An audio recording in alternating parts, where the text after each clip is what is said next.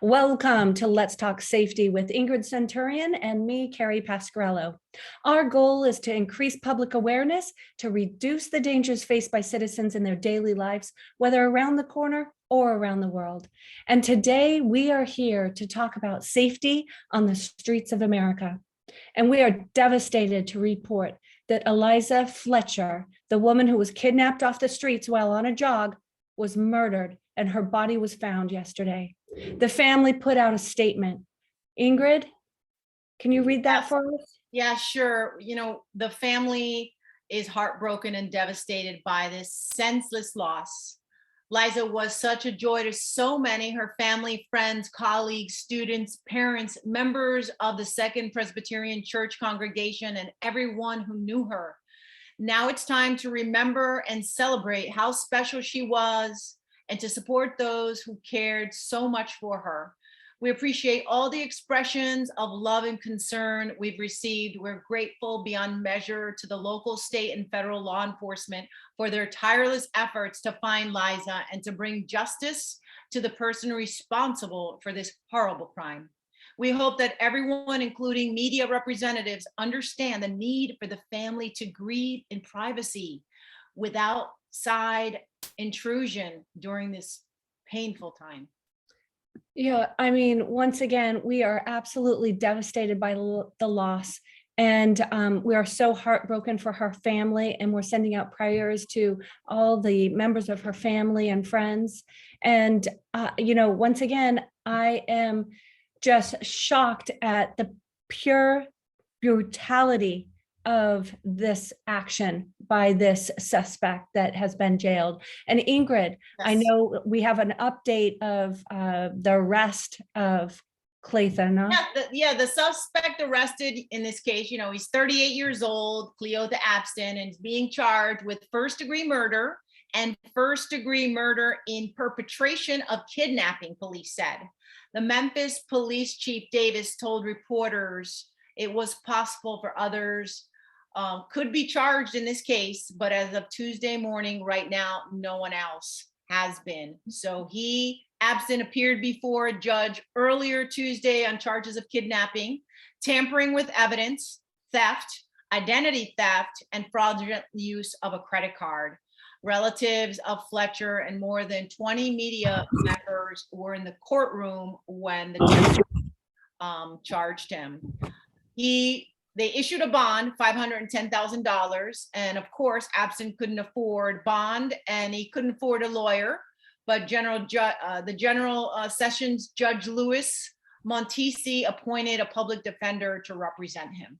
Well, I mean, once again, we are just absolutely heartbroken and saddened for everybody that's involved in this situation. And you know what? It just makes me so angry because this isn't just one murder. We've had numerous women that have been out on jogs that have had their lives taken. And so we really need to focus on how can we strengthen the safety and security of everybody out, just trying to live their life, trying to go out for a jog, trying to exercise and, get some fresh air. She, Eliza was training for the Boston Marathon.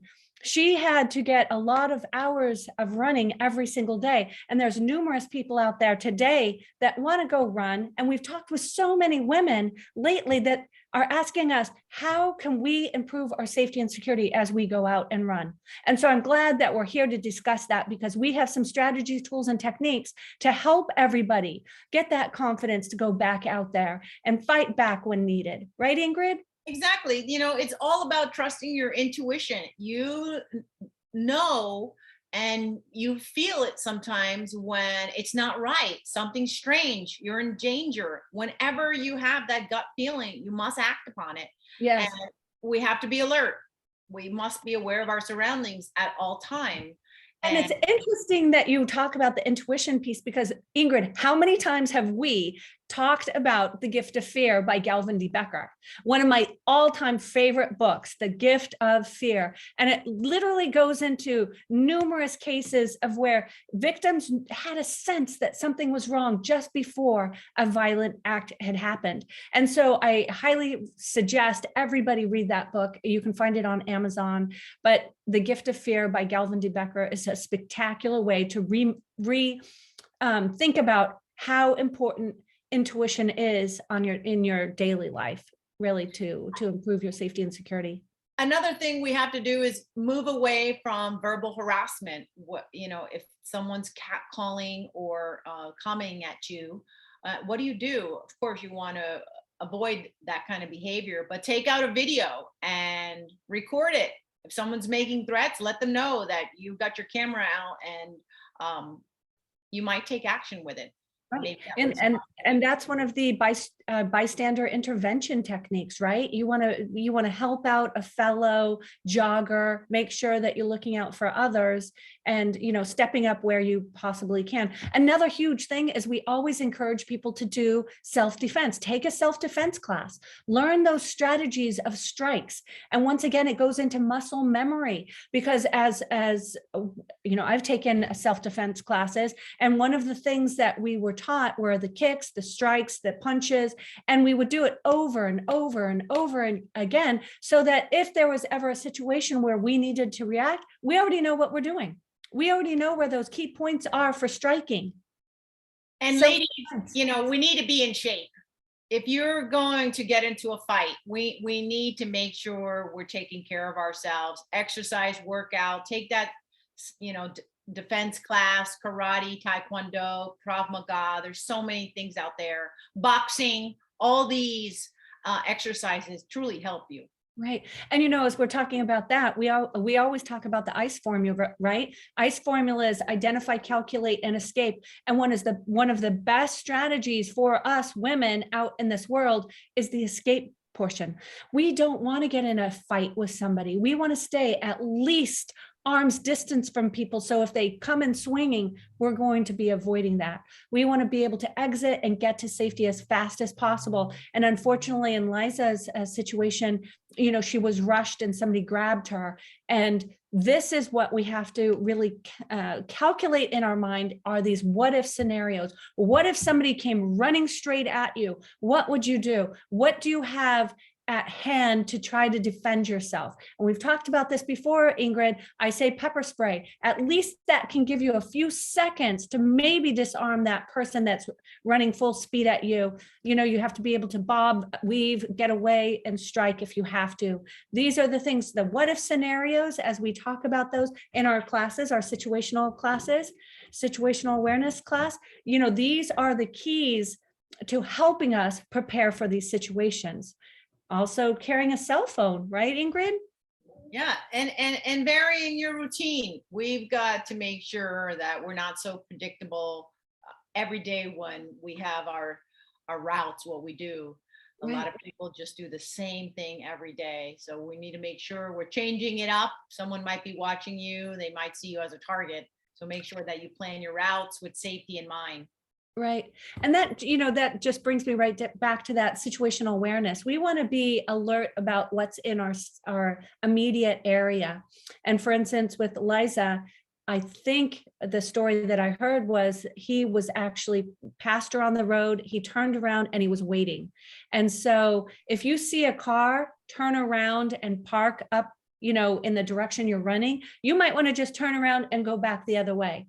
If you see the car turn around and go back that same direction, you want to be on the phone calling the local police, calling a friend to come and help. You need to make sure that you are actively identifying hazards in your area, right? Also, this can happen to anyone. I was just reading an article, 75-year-old woman. She had that instinct. She had a device on her. It sounded 120 decibel horn, and the perpetrator ran away. But yes, he was definitely going to rob her or do something at just getting out of the grocery store in the middle of the day. Right. I remember many years back when I was going to a shopping mall, and I was like the first one. The stores were just opening, but it was cooler weather, so I did have my dog in the car and my 3 children in the car. And as I was in this empty parking lot and I opened the side door of my car, I noticed a man. He changed his direction. He was coming straight for my car. And all I had to say to my dog was, "Who's there?" And I had a huge Rottweiler. He came out of the door and he barked and barked and barked. And the guy turned on his heels and ran the other direction. And I said, "Oh my gosh, this is what it's all about, having those strategies, tools, and techniques. On hotter days, I can't bring my dogs, right? But I always understand the value of having these strategies around me. And yes, we do have big dogs. And this is one of our, protections for my home. I have dogs, and it's been shown that oftentimes criminals won't break into houses where there's a dog. They'll just go to a house where there isn't a dog. So it's like thinking of these strategies to try to be safer in your home. And I even heard people that they didn't have a dog and they got these alarms that had a dog's fierce bark, and they could push the button and make the dog sound. So that's kind of an interesting strategy too. But At the yeah, end of the day, these runners need to run with something on them. I know sometimes, you may not have a dog that can keep up with you. She's a marathon runner. I'm sure she's putting in 10 miles, a lot of miles, but they need to be running with something in their hand, something strapped to their back. However small, it also, I think, should be visible.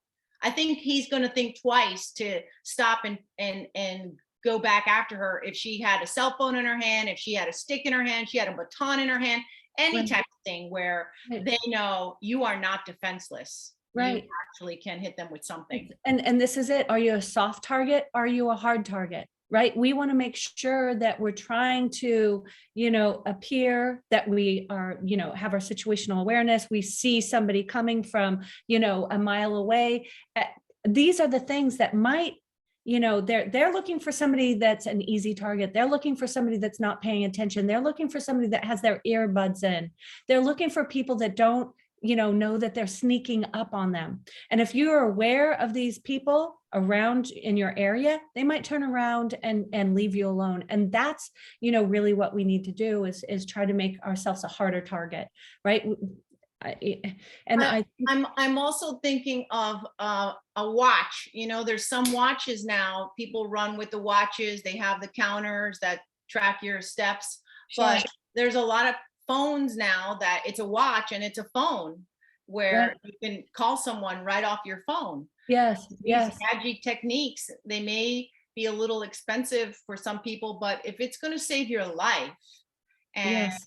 and most people don't think that this is going to happen to them. This is And also, and I know we've talked about this before, but like the Wander Safe, it's a beacon that has the sound, it has the light, it has the panic button where you can call and your GPS location is sent to, your emergency contacts. We have the cell phones that you can, have the SOS button where you're calling and you can send your GPS location to friends and then also connect you with law enforcement. So there's all sorts of apps that are available, and also your running route. You could be sharing your running route with somebody that's watching you go on your run, right? These are all little techniques that we can do to improve our safety. And that's what we want to talk about, because what happened to Eliza should never have happened. She should have been safe running on her own.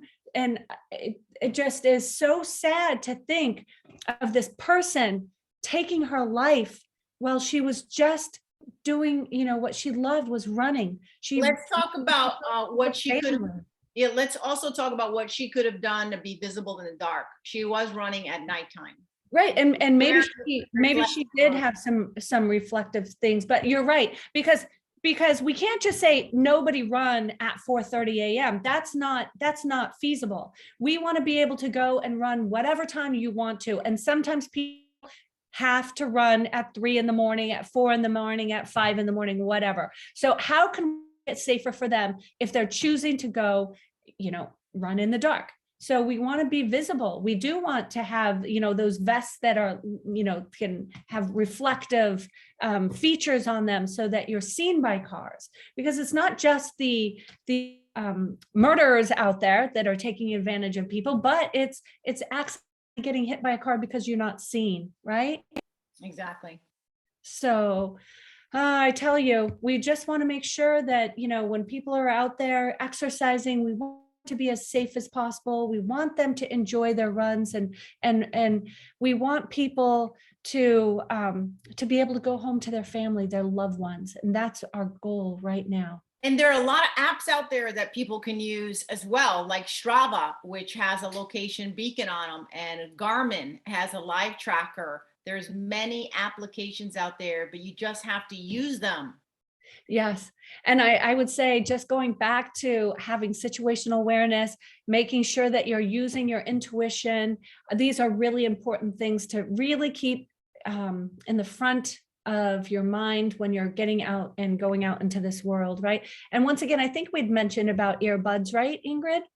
Yes, well, a lot of people are not paying attention. They've got the earbuds in there. They definitely, it's all about situational awareness. Yeah, so I think the best idea is, if you do need to listen to music, you want to, just put one earbud in and keep it at a lower level so that you can hear cars approaching or other people running up, to you from behind. So I think that's a really good idea. And also, I'm not sure if you mentioned the location that you can share on WhatsApp. I think they have a location sharing app, right? Have you ever used that?